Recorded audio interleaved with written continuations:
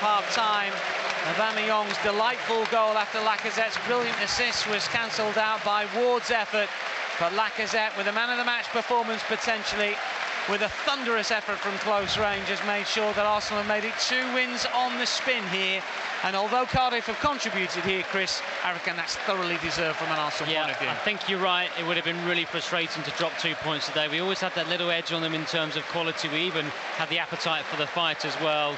Lacazette, no doubt, man of the match. He's hit the post, he's set a goal up, he linked play beautifully, looked really sharp. He was up for the fight too, and that goal was the absolute icing on the cake. So we deserved it. Frustrating that it took us a while to secure the points, but deserved 3 points. A few more building blocks, no doubt about that, as Unai Emery's tenure as Arsenal manager starts to glide positively. The trajectory is good, the performance by and large good, defensive issues to iron out, much more to discuss, I'm sure, as we hand you back to the studio. Full time here is finished. Cardiff City 2, Arsenal 3. Oh, well, certainly breathing a sigh of relief here in the Arsenal Nation Live studio. I'm still joined by guests Jim Campbell and Perry Groves. Guys, we're going to come to you now for an immediate reaction on what was a little bit of a nervy game. It's never going to be dull, is it, watching us play? As a neutral, you'd want to watch us play every week. Yeah. Because it's going to be, we attack, you attack, we attack, you attack. 9 times out of 10, we'll have better forwards than the opposition. So, but this psychologically will be huge. Kenzie, honestly, this will be huge because it's 2 wins on the trot. We've shown a little bit of resilience, getting pulled back twice to 1-0 and 2-2. Sometimes that game management will be better when we're under a little bit of pressure, which obviously you hope the team will learn.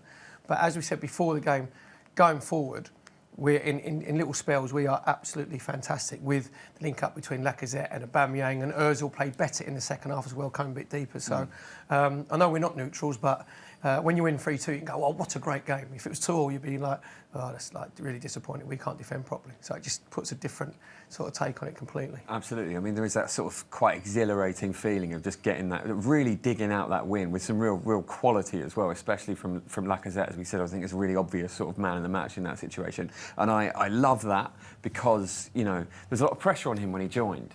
And I think the arrival of Aubameyang has taken some of that pressure off, and you can really see him flourish now that he's got someone, got a mate in there effectively. You can even see from there the celebration. You know, it was rehearsed effectively, and yeah, you know, as a fan, you sit here and you worry about that defence, but there's time to work on that. Emery's not been here for a very long time. He doesn't need to work on the front line. You know, that's there already. That's a given. So we know what needs to be done, and there's a manager in there that we would hope knows how to do it. And Torreira as well, a fantastic introduction from the bench from him.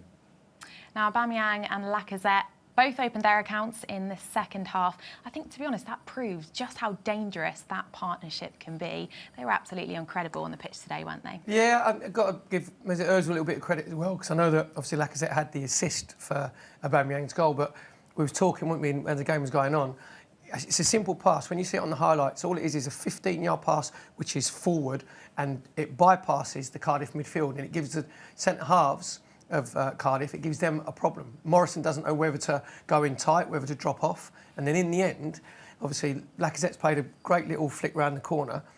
Morrison has then dropped off because he's worried about the pace. Then Aubameyang uses Morrison to bend it 2 or 3 yards outside the post, but that's just because of the first pass, which I said in the first half, where we was going square too much, is the third pass is right. Can I pierce it through the Cardiff midfield into our forwards? And there's the 2 centre forwards with the movement from there. They're like, come on, I want it as quickly as possible.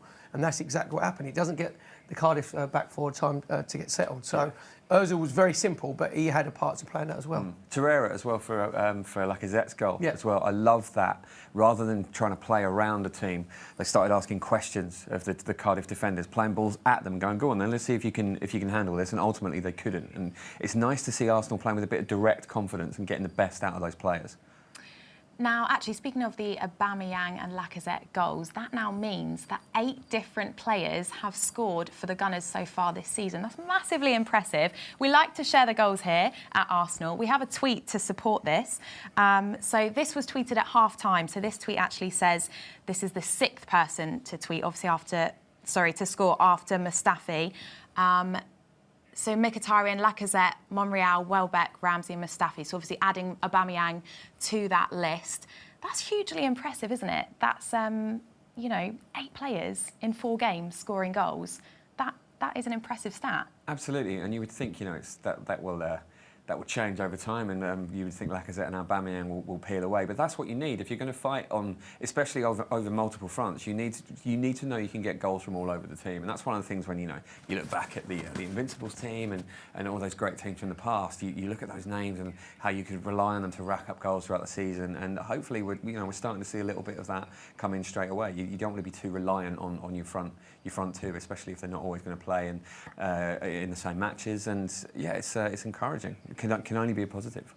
Now, we actually have some footage here of Aubameyang playing in a slightly different role. He actually jumped in goal in a training session this week. We can see him there. And actually, he makes a couple of really impressive saves. He says, 3 games without scoring, they found me a new job. Well, I don't think you have to worry over, of course, opening his account today.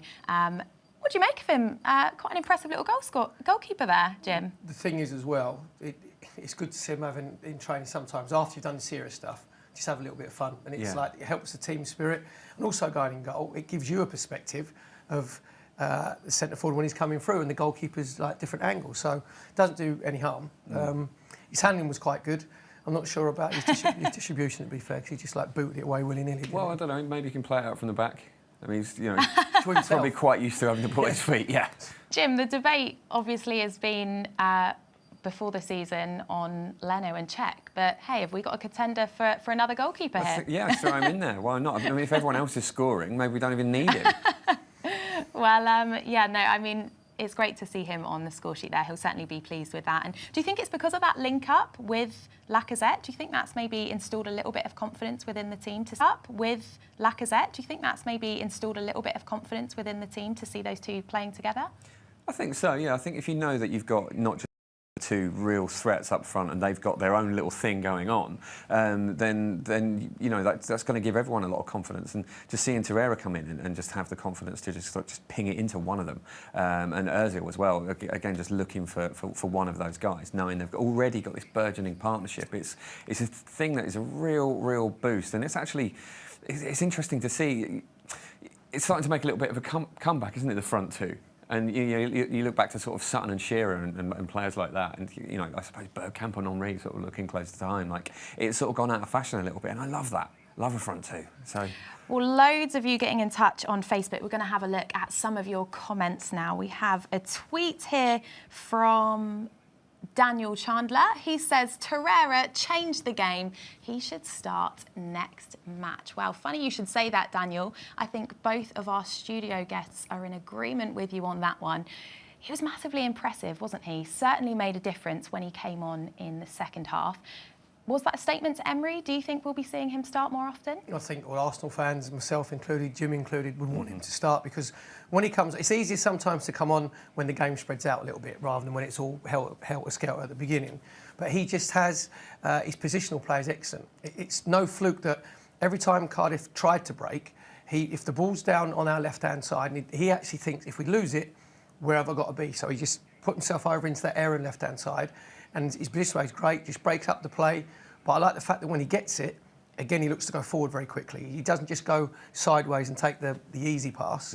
As what Jim said there, just rolling it into Lacazette. It looks very simple, but as a centre forward and a forward player, if you know your midfield players looking to pass it forward very quickly, then it gives you the confidence to make the run. So he was pretty impressive when he came against West Ham. He changed the game, and he had a big influence today as well. Also, the ball's very precise. That he plays, which is very impressive from such a sort of deep-lying player. But also, one of the things that I really enjoyed about his performance is basically the first thing that happened was that he got fouled, and he almost didn't seem to notice. It's just got on with it straight away. Just Cardiff tried a bit of roughhousing on him, was just not responding to it, and that gives a lot of confidence to the players around him as well. Okay, well, our next talking point then. Work in progress playing out from the back, and so is the defensive back line.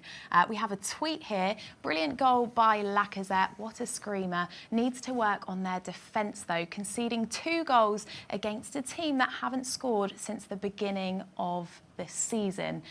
Now, I guess the argument is should we allow a team like Cardiff to put in 2 goals against us? It's not allowing them, it's making them work harder to score their goals. And especially, we said about the first goal where Bellerin doesn't get close enough to the cross, and then obviously Xhaka gives the ball away, Monreal doesn't do his job, and it drops to Camarasa. The second goal from a free kick, there's a mismatch on the far post where Aaron Ramsey's picking up Morrison, who's their best header.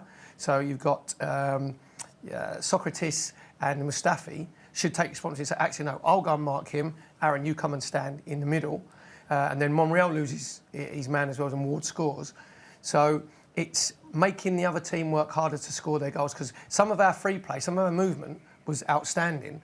That's the hardest thing to do, is create. The set pieces, you know full well the ball's coming into box. So just make sure you do your job. So again, it's just taking that little bit of responsibility, which we didn't see, but we've won the game 3-2. So they're not as bad a mistakes as what they could have been. I think what we have to remind ourselves, though, of course, this is a team that played under a manager for 22 years. This isn't going to be an overnight transition. So, Perry, how long do you think it will take for this to kind of really take shape and for us to look confident in those positions? Well, I say that every manager, when they go to a club, they need 3 transfer windows to get the players you want in, the players you want out, to get your own philosophy sort of implemented in your team. So I don't think you're going to see Unai Emery side in its full fruition, and probably until the beginning of next season. But it's going to be an enjoyable journey on the way, trust me, because Arsenal fans are because they are seeing something a little bit different. I like the fact that he's not afraid to drop players and change the side around and make his substitutions. And against West Ham, he got his substitution right. Today, he got his. I think maybe Traore, if I'm being hypercritical, could come on a little bit earlier. But then, because the 2 centre midfield players, Guendouzi and Xhaka, got booked, then he actually thought, right, it's always the youngest one who comes off because it's easier. He ain't going to cause as many problems. But he got that right completely. So from the last 2 games, there's far more positives than negatives. But I just want to see our game management just be like a little bit better, a little bit more professional, because we've still got Bellerin bombing on in the 88th minute and Monreal bombing on in the 89th. And I'm a bit old school, so no, you two, you can just sit in here and we'll keep what we've got. We don't need to score the 4th and 5th goal.